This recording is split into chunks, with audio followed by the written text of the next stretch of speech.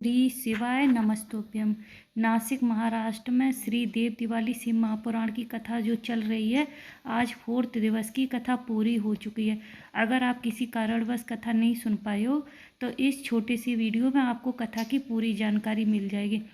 साथ ही साथ जो हमने कल तुलसी पूजन किया था और देवउठनी एकादशी थी कल, तो जो भी मेरी पूजा हुई है तो वो भी आपको तुलसी विवाह और पूजा भी आपको इस वीडियो में देखने को मिल जाएगी। तो एक पंथ दो काज, साथ साथ पूजा भी देखिए और वीडियो भी एंजॉय कीजिए। आज की कथा में गुरुजी ने 2 महत्वपूर्ण उपाय भी बताए हैं जो हम कथा की वीडियो के लास्ट में आपके साथ शेयर करेंगे। तो कथा कुछ इस प्रकार से शुरू हुई कि गुरुजी ने कथा इस प्रकार से शुरू हुई कि गुरुजी ने कहा, मोबाइल का अगर बैलेंस ख़त्म हो जाए तो वो कोई भी डलवा देगा। आप किसी से भी कहोगे, कोई भी मोबाइल का बैलेंस डलवा देगा, लेकिन आपको अपने पुण्य का बैलेंस आपको खुद ही कमाना पड़ेगा। वो आपको कोई भी नहीं दे सकता है। अगर आप शिव मंदिर जाओगे, भगवान की भक्ति करोगे, तभी आपके पुण्य होंगे। गुरुजी ने कहा, जन्म के समय माता का दूध जिस तरह से ज़रूरी होता है, उसी तरह जब हम मरते हैं तो मरने के समय हमको प्रभु का नाम ज़रूरी होता है। नहीं तो फिर हम इसी भवसागर में पड़े रहेंगे। कैसे हम इस भवसागर से पार हो पाएंगे। उसी तरह से गुरुजी ने कहा है, पापी से पापी जीव भी अगर शिव मंदिर जाता है तो शिव की कृपा उसको अवश्य मिलती है। एक ना एक दिन वो सेठ जरूर बनता है। कोई देर से बनता है, कोई जल्दी बनता है, पर महादेव पर जल चढ़ाने वाला एक दिन सेठ जरूर बनता है। जय भोलेनाथ। तभी माधुरी जी एक पत्र लाई। उन्होंने कहा, मेरा बेटा 3 साल का है, उसके गठान हो गई थी।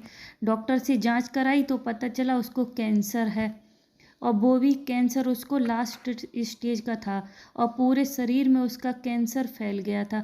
डॉक्टर ने कहा बचना भी मुश्किल है, ऑपरेशन के लिए डॉक्टर ने बोला था। तभी मेरी दीदी ने और मेरी एक फ्रेंड ने कहा कि क्यों ना पशुपतिनाथ के व्रत रखो और शिव जी के मंदिर जाया करो, शिव जी पर जल चढ़ाया करो।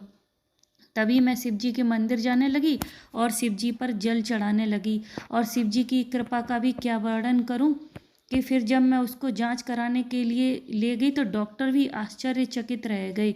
डॉक्टर ने कहा कि अब इनका कैंसर था जो वो ठीक हो गया है, और जो गठान थी बाबा की कृपा से वो भी ठीक हो गई। वो कथा पंडाल में बाबा का धन्यवाद करने आई थी। उनका बेटा मात्र 3 साल का था।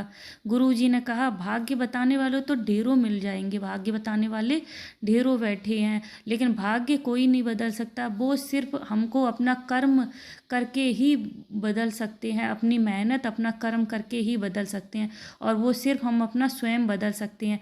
कोई भी हमारा भाग्य नहीं बदल सकता है। उसके बाद गुरुजी ने कहा कि आपने सुना होगा दादी नानी से अपनी कि सोना और चांदी को एक साथ में नहीं रखना चाहिए। वो क्यों नहीं रखना चाहिए? गुरुजी ने कहा, अगर हम एक साथ में सोना और चांदी रखते हैं तो उससे हमारी आयु क्षीण होती है। क्योंकि जो तारकासुर था उसके जब पुत्रों का गुरुजी ने बताया शिव जी ने वध किया था, तभी सोने की और उनकी चांदी की और लोहे की उनकी इमारतें बनी थी। तो इसी कारण से गुरुजी ने कहा सोना और चांदी एक साथ में नहीं रखना चाहिए, उससे आयु क्षीण होती है। उसके बाद गुरुजी ने आज 2 उपाय भी बहुत अच्छे शेयर किए हैं जो कि देव दीपावली के उपाय हैं। देव दीपावली 26 नवंबर को है, 26 को भी 27 को है, लेकिन आपको जो भी उपाय हैं वो आपको 26 तारीख को ही करने हैं। तो उपाय कुछ इस तरह से है कि गुरुजी ने कहा है कि घर से 5 दिए देव दिवाली के दिन अवश्य निकलने चाहिए। एक दिया आपको तुलसी माता पे जलाना है, एक दिया आपको बेल वृक्ष पे जलाना है। अगर आपके पास पीपल हो, आंवला हो तो आपको वहाँ जला देना है, अगर नहीं है तो कोई बात नहीं।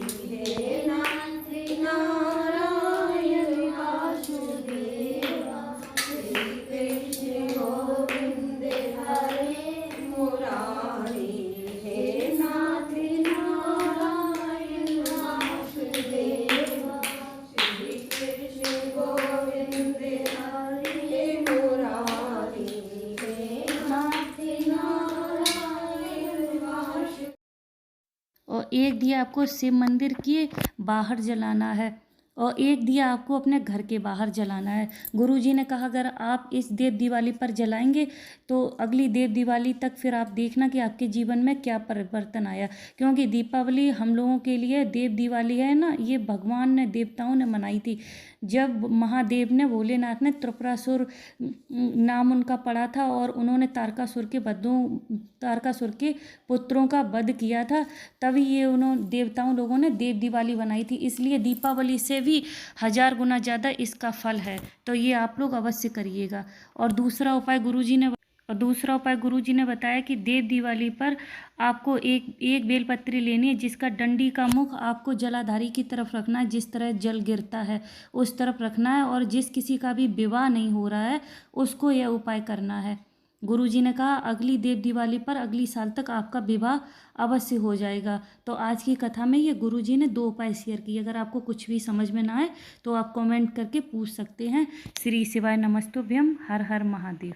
जय भोलेनाथ। और मेरी बहू रानी भी घर में आ चुकी हैं, तो उनका गृह प्रवेश भी हुआ, वो भी आपको ये वीडियो में दिख ही रहा होगा। श्री शिवाय नमस्तुभ्यम। हर हर महादेव।